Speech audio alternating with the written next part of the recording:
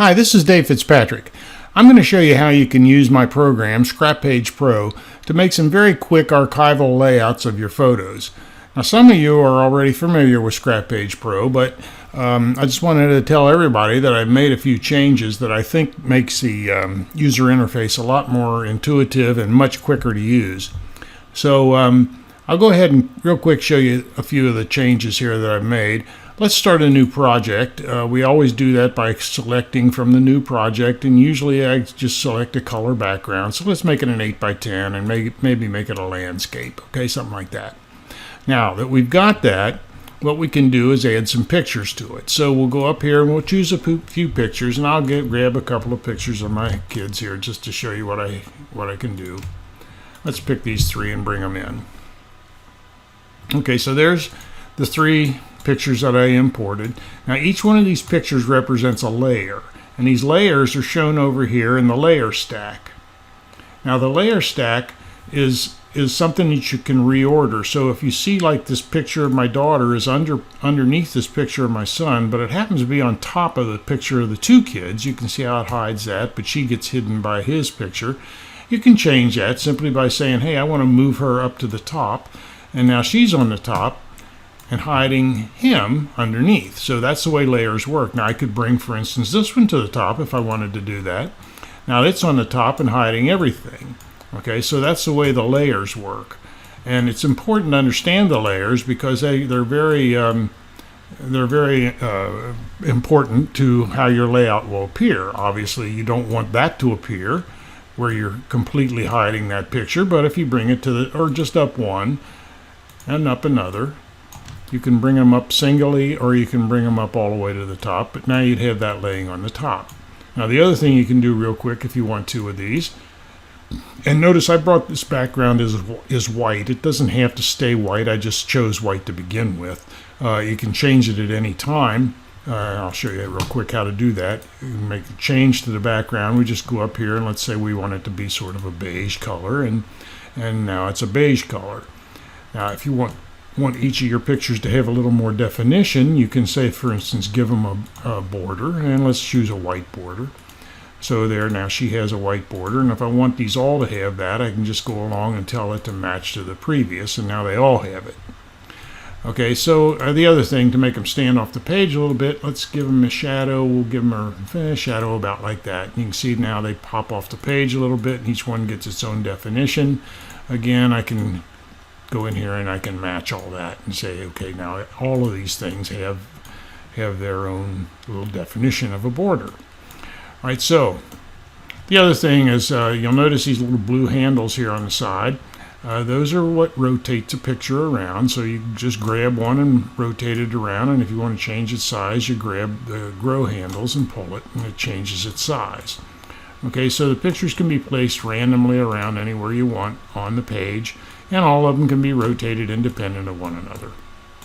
Now, if you wanted as well, another little feature I've put in here is that if we wanted, say, to add a caption.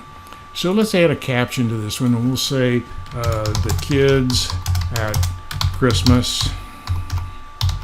I think this was probably 2012. I don't recall exactly, but we'll say it was. And I can tell it now, okay, let's update that text. And now I just put a caption underneath there. If you don't like that color of the caption, you can go ahead and change it to something that might be a little more to your liking. It is a Christmas shot, so maybe we'll make it green. And there's a number of color combinations that are programmed in that you can do this with. You can also make it semi-transparent if you want to do that, just so that the caption is not quite as bold but is still there. If you want to, you can move it to the top if that's where you'd like it to be. And similarly, you can make it bigger if you want to do that. Okay? So those are all those are the options that are available in the caption. Picking the color, adding any text you want. It will word wrap, by the way, if you put in more than will fit on the one line. So it will word wrap so that you can have two, or you can have multiple lines, however much text you type up here in this box. Let's make this solid again and close it. So now you can see what our layout looks like. You can put an individual caption on each one of these. Of course, you could go down here and tell it, hey, this is my son and his name is Kyle. And I'm going to pick a nice color thing for him here. I might actually want to make that banner size be a little larger. And we'll close that in there. Now Kyle's got his caption. I could do a similar thing for Sarah if I wanted to do that, okay? So this is the way this works out. You can put as many pictures on a page as you want, and you can rotate them around, lay them however you want. You can also put titles, suppose you wanted to, along with captions, like we did here. Let's move Sarah so she's not completely covered up. But we could say, what is this all about? And we could add a text box here that would say, Merry Christmas or something. And then we can auto size that to fit up here wherever we want. We can color that. Let's color it to a lighter green. And if you really want to make it exotic, you can outline it. And let's pick a color that's something like that. And while we're at it, we'll give it a little bit of a shadow just to make it pop off the page a bit. Something in this order here.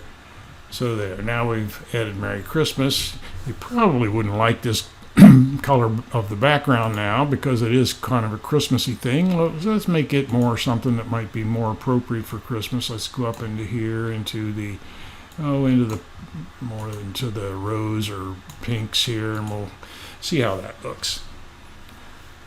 All right, so when it's done computing, now you can see there, we've done that. You can actually give the background a texture if you want, and real quick we'll show you how to do that. And go in here, you'll see that I have some the ability to give it one of my standard textures, as you call it. Let's pick this one here. It's just some florets that are floating around here in the background. So we'll let it compute that, and we'll give it a nice looking background here so that these pictures now float on a different color background and a different style of background than they did before.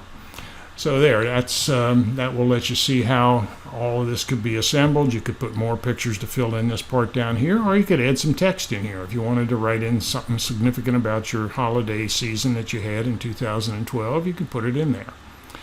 So that's real quick how you can make layouts in ScrapPage Pro. Also, if you find that you need to make some adjustments, let's say you think this picture is a little bit too dark, you can go up here and you can tell it, hey, I want to make an adjustment. I'm going to lighten that up a bit. And you just apply that. And when it's done computing, that is now lighter.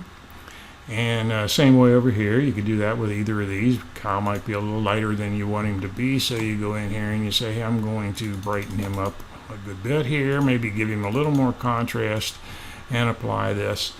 And that's what you see with him. So anyhow, there's other things that are possible along with all that. We can do cropping. Let's say you thought this was a little bit too much side-to-side exposure with this picture. You can just go in here and you can say, well, I'm going to crop it, and right-click, and you can go up here and you can select out just the part that you want. And you tell it, fine, I'm going to crop it to that. Notice the text stays. And there we have the now cropped picture.